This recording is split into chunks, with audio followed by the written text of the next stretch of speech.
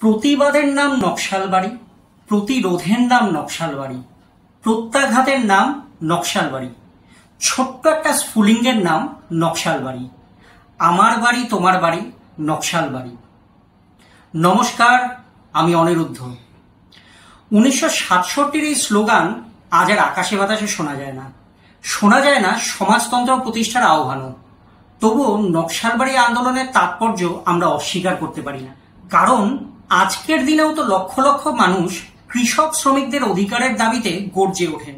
একটি ছোট্ট জনপদ সেদিনকে গর্জে উঠেছিল, যার নাম ছিল নকশালবাড়ি।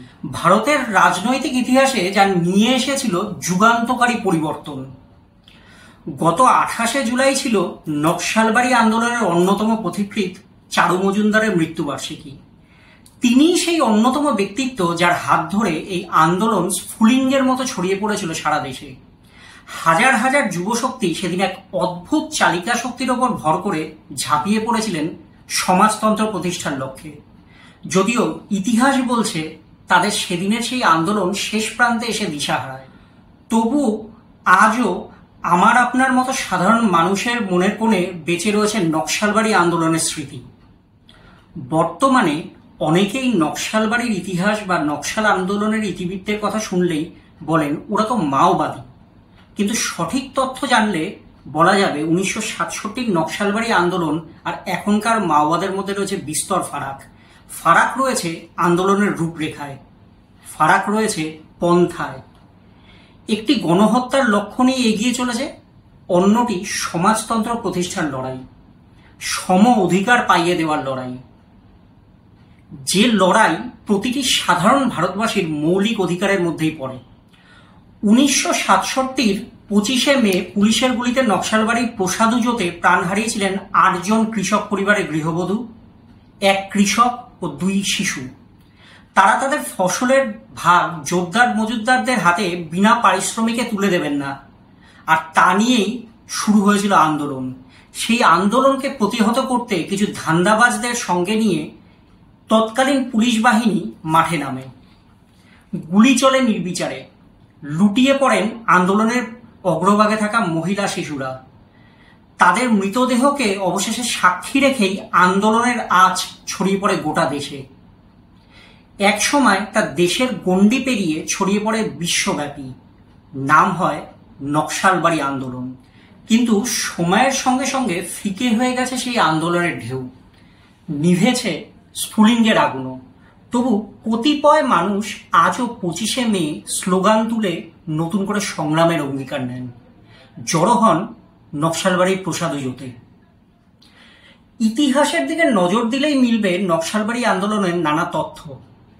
বর্তমান অন্ধ্রপ্রদেশের শ্রীকাকুলামে কৃষকদের অধিকারের দাবিতে ও জমিদারদের অত্যাচারের প্রতিবাদে 1947-48 সালে শুরু হয় আন্দোলন। জমিতে উৎপাদিত ফসলের ভাগ নিয়ে জমিদারদের বিরুদ্ধেই ছিল তাদের আন্দোলন। নেতৃত্বে ছিলেন 2 স্কুল শিক্ষক, ভেমপাটাপু সত্যনারায়ণ ও আদি ভাটলা কাইবাসাম। আন্দোলনের কণ্ঠ আরো উজ্জীবিত করতে গান লিখতে শুরু করেন সুব্বারাও পানিগ্রাহী। গঠন করা হয় all India coordination committee of communist revolutionary, পরবর্তী সময় যা সিপিআই মার্কসিস্ট লেনিনিস্ট নামে পরিচিত। সেই আন্দোলনের দ্বারা প্রভাবিত হয়ে 1967 সালে পশ্চিমবঙ্গের নকশালবাড়িতেও শুরু হয় আন্দোলন। শিলিগুড়ি থেকে 20 কিলোমিটার দূরে জঙ্গল ও পাহাড়ে ঘেরা এই ছোট্ট জনপদটি তখন ছিল গুটি কয়েক কৃষকের বাস, আর তারাই নিজেদের স্বাধীন কৃষকে পরিণত করার দাবি নিয়ে শুরু করে আন্দোলন। সেদিনের সেই আন্দোলনের নেতৃত্বে ছিলেন জঙ্গল সাঁওতাল সৌরিন বসুরা। তাদের সেই আন্দোলন ধীরে ধীরে শক্তি অর্জন করতে থাকে। মিটিং মিছিল করে কৃষকদের সংঘবদ্ধ করা, তাদের অধিকার সম্পর্কে বোঝানো, চলতে থাকে জোর কদমে সেই কাজ। 1967 24শে মে চলছিল তেমনই এক গোপন বৈঠক। সেই সময় হঠাৎই জমিদারদের লেঠেল বাহিনী এবং পুলিশ বাহিনীকে সঙ্গে নিয়ে সেখানে হাজির হন পুলিশ আধিকারিক সোনাম ওয়াংরি। কিন্তু সেদিন পুলিশের চোখ রাঙানিকে উপেক্ষা করেই সোনাম ওয়াংরিকে খুন করা হয় বলে অভিযোগ। এই ঘটনার পরদিন অর্থাৎ 25শে মে প্রসাদুজোতেও একটি বৈঠক সংগঠিত হচ্ছিল। ঠিক সেই সময় পুলিশের পক্ষ থেকে সেখানে নির্বিচারে গুলি চালানো হয়। প্রাণ হারান ধনেশ্বরী দেবী, সীমাশ্বরী মল্লিক, নয়নেশ্বরী মল্লিক, মুরুবালা বর্মন, সোনামতি সিং, ফুলমতি দেবী, শামসরী শৈবানী, গাউদ্রাও শৈবানী, খরসিং মল্লিক ও 2 কোলের শিশু। সেখান থেকেই জ্বলে উঠল আন্দোলনের আগুন। এবার আর সেই আন্দোলনের রেশ শুধুমাত্র কৃষক পরিবারেই আবদ্ধ থাকলো না, বরং তা ছড়িয়ে পড়ল সেই সময়ের তরুণ ও যুবগণনের একাংশের মধ্যে। আন্দোলনের রাশ ধরলেন চারু মজুমদার, কানু সান্যাল, খোকন মজুমদারদের মতো নেতারা। শুধুমাত্র উত্তরবঙ্গই নয়, নকশাল আন্দোলনের আঁচ গিয়ে পড়ল দক্ষিণবঙ্গেও।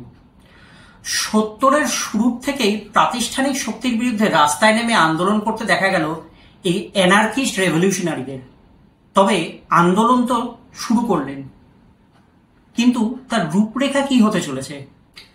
ঠিক হলো চীনের প্রেসিডেন্ট মাও জেদং এর সঙ্গে দেখা করে ভারতের আন্দোলনের রূপরেখা তৈরি করা হবে। নেতৃত্বে ছিলেন খোকন মজুমদার, কুন্দন মল্লিক, দীপক বিশ্বাস, কানু সান্যাল। মাওয়ের কাছ থেকে নির্দেশ মেলে ভারতের আন্দোলনের রূপরেখা হবে চীনের থেকে আলাদা, তবে করতে হবে সশস্ত্র বিপ্লবী। নির্দেশ মেনেই দেশে ফিরে শুরু হলো আন্দোলন। আন্দোলনের আঁচ বুঝতে পেরেই সরকারের পক্ষ থেকে নিষিদ্ধ ঘোষণা করা হলো তাদের। আন্দোলনকারীদের দেখা মাত্রই গ্রেফতার বা গুলি করার নির্দেশ দেয়া হয় পুলিশকে। নতুন নীতিতে আন্দোলন শুরু হতেই 1971 সালে পুলিশের হাতে গ্রেফতার হন চারু মজুমদার। পরপর গ্রেফতার হন জঙ্গল সাঁওতাল, কানু সান্যালরা। জেলে বসেই অনশন শুরু করেন তিনি। অবশেষে শীর্ণ চেহারায় প্রাণ হারান চারু মজুমদার। তার মৃত্যুর পরেই আন্দোলনের আগুনও কিছুটা ঠান্ডা হতে শুরু করে। এক এক করে পথ হারান জেলায় জেলায়, রাজ্যে রাজ্যে থাকা নেতারা। কোথাও গিয়ে মাঠে নেমে আন্দোলনের বদলে অনেক বেশি তাত্ত্বিক পথে এগোতে থাকে এই আন্দোলনের পরিকল্পনা। এদিকে জেলে অকথ্য অত্যাচারের কারণে ছাড়া পাওয়ার কিছুদিনের মধ্যেই মৃত্যু হয় জঙ্গল সাঁওতালের। অবসাদে ভুকে আত্মহননের পথ বেছে নেন কানু সান্যালও। দীর্ঘ রোগ ভোগের পর মৃত্যু হয় খোকন মজুমদারের। আর বাকি যারা রয়েছেন তারাও কি ভালো আছেন এখন? তাদের অনেকেই নকশালবাড়ি সংলগ্ন বেঙ্গুয়া জোত, মেচি বস্তি সহ একাধিক এলাকায় ছড়িয়ে রয়েছেন। নকশালবাড়ির সেই আন্দোলন আজ আর নিষিদ্ধ নয়, ঠাঁই পেয়েছে ইতিহাসের পাতাতেও। আজ সেই আন্দোলনের 58 বছর পূর্ণ হয়েছে। কিছু মানুষ আজও জড়ো হন সেই শহীদ বেদির সামনে।